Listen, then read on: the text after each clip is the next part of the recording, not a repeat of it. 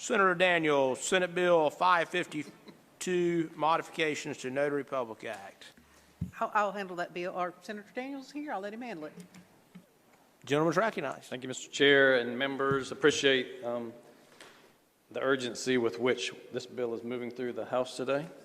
And also, your chair of the committee has worked on this issue with me in the past session and in this session as well. So just to hit the highlights of this bill, last session, we passed the landmark Remote Electronic Notary Act, which enabled citizens to conduct transactions reliably and securely to sign documents remotely. This bill makes a few technical updates to that and some clarifying changes, and I'll just tell you what kind of the major changes or the changes that I think are significant. So first of all, it changes the effective date of the remote electronic notary process until July 1 of 2024, which will allow the Secretary of State to go through the rulemaking process and fully complete all the work that they need to do to vet the vendors and to train notaries on how this is going to work. So that's a one-year delay. It also, in doing that, extends the deadline for the current process, which is the emergency video notarization process. So that will also be extended for 1 year till June 30th of 2024. There's two substantive changes in the notary provisions, and the first one is that the current law requires that geolocation of the signatory. So as we all know, it's becoming more and more common for an entire industry that has arisen called the VPN industry that is designed to hide your location.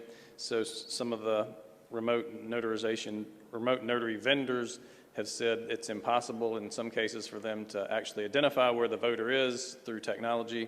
So this bill allows an escape hatch for that in the method by which a voter can certify under penalty of perjury that they are in the location that they say they're in. So there will just be an attestation added to the notary certificate that the voter says, I am in Chicago, Illinois, or wherever they're located. And then the other small change is in the current law, we excluded a number of documents from this process that we would not allow remote notarization to be done, which generally are in the realm of estate planning and things that an elderly person would be vulnerable to.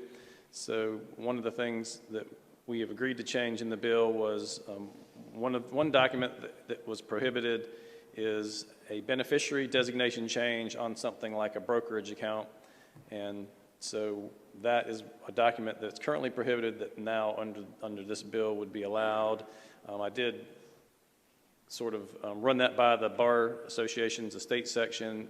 They told me that in many cases there is no verification on a beneficiary form anyway, and so they felt like that any verification was better than none.